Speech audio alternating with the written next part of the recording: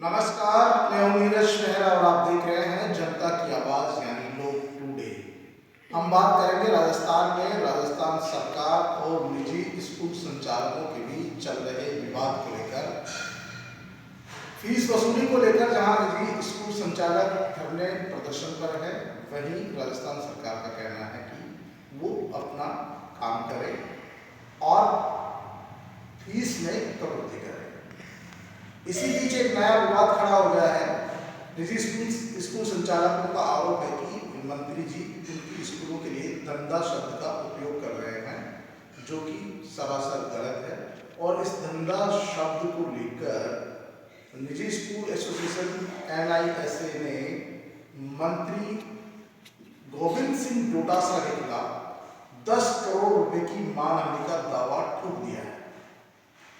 School संचालकों का कहना है कि धंधा शब्द गलत है जो उनके लिए प्रयोग किया जा रहा है, इससे उनकी मानहानि होती है, ऐसे शब्दों का उपयोग नहीं किया जाना चाहिए। वहीं गोविंद सिंह डोटासरा का कहना है कि जब स्कूल संचालक लगातार धरना प्रदर्शन पर बैठे हैं तो हमने ये कहा कि आप अपना काम धंधा करें, क्यों समय इसमें जाया कर रहे हैं। यदि आपको कोई बातचीत करनी है तो वार्ता के द्वारा हमने आपको बता रहे हैं।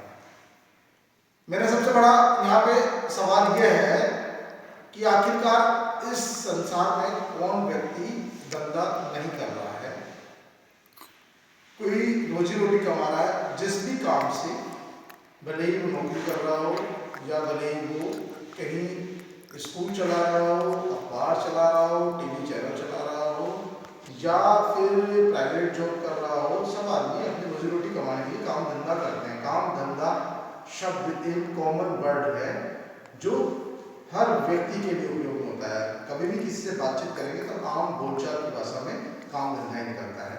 और स्कूल संचालक जहाँ तक बात कर रहे हैं तो स्कूल जो निजी स्कूल है वे तो व्यापार कर रहे हैं।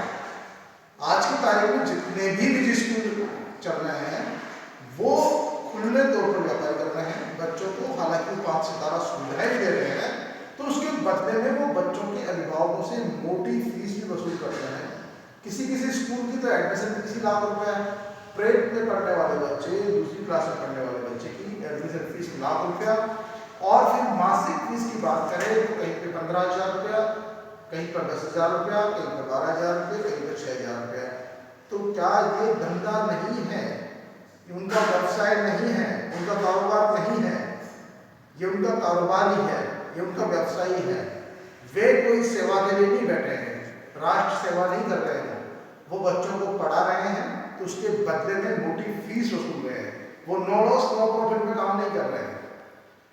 कोई चैरिटेबल के माध्यम से भी कोई स्कूल खुला हुआ है तो वे भी कमाई का जरिया ढूंढ रहे हैं, क्योंकि जितने भी ट्रस्ट बने हुए हैं 90% ट्रस्टों से संचालित होने वाले स्कूल में उनके परिवार के सदस्य उस ट्रस्ट के अध्यक्ष, महासचिव, कोषाध्यक्ष या उसके पदाधिकारी होते हैं। 90% ट्रस्टों में ऐसे कुछ ही ट्रस्ट होंगे जिनमें दूसरे लोगों को ये अवसर देते हैं।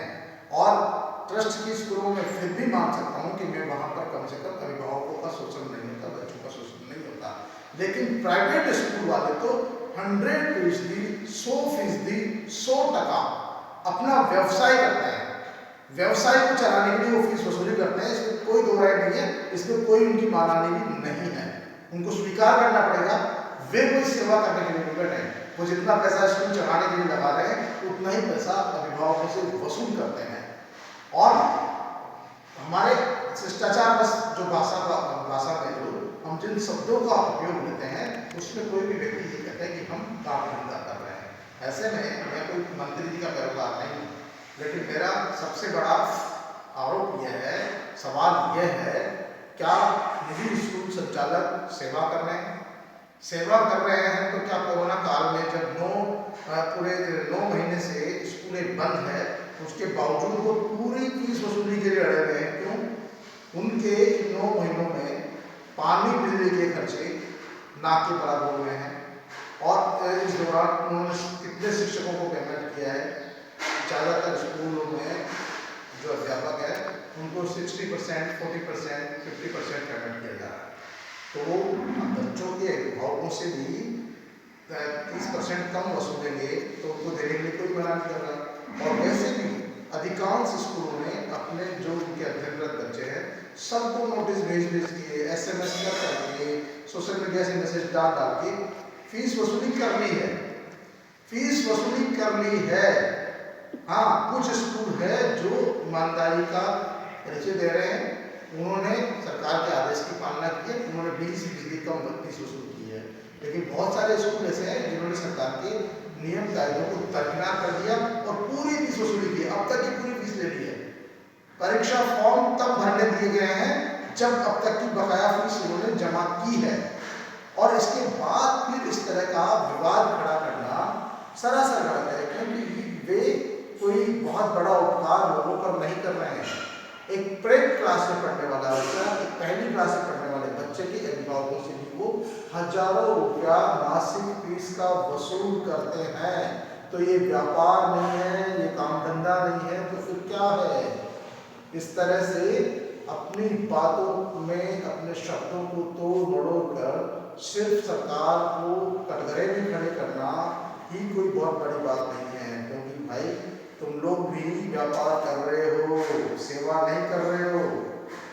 तो कम से कम मंत्री जी जाने, मंत्री जी का जवाब तो, लेकिन मैं एक अभिभावक के नाते ये जानता हूँ क्योंकि मुझे भी इन पिछले कोरोना काल में अपने बच्चों की फीस चुकानी पड़ी है। जब हमने फीस जमा कराने के लिए सरकार के नियम कायदों का उदाहरण दिया तो कहा गया कि आपके बच्चे को पढ़ाना है, आपके बच्चे को नियमित रखना, तो आपको फीस जमा करानी पड़ेगी। भाई जब तुम्हारे लिए कोई ढिलाई नहीं है तो फिर तुम सरकार से किस बात की जो है माफ़ी की मांग कर रहे हो, सरकार से किस बात के मुआवजे की मांग कर रहे हो। और लेके अब नया एक शब्द को आपने पकड़ लिया कि मंत्री जी ने हमको धंधा करने वाला बोल दिया, उन्होंने काम धंधा करने की बात कही है, और आप लोग वाकई में व्यापार कर रहे हो, बिजनेस कर रहे हो, धंधा कर रहे हो, और फिर अब ज़्यादा इस मामले में बढ़ाने की आवश्यकता नहीं है। आपका काम, आपका धंधा, आपका व्यापार अभिभावकों से चलता है। आप भी किसी बच्चे के अभिभावक होंगे, आप एक पक्ष वहाँ भी सोच कर देखिए।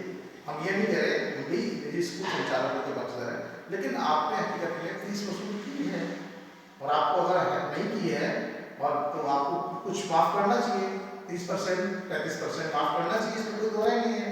फिर आप फीस वसूलिए। आप सोचिए, आप बिना फीस वसूली के बच्चों को प्रमोट कर देंगे क्या? आप बिना फीस वसूली के बच्चों को पढ़ा रहे हैं क्या? नहीं पढ़ा रहे ना। तो आपको फीस नहीं मिली, आपने ऑनलाइन क्लासेस बंद कर दी, तो फिर आप व्यापार नहीं कर रहे क्या? आप भी सोचिए, एक अभिभावक के नाते भी, एक स्कूल संचालक के नाते भी।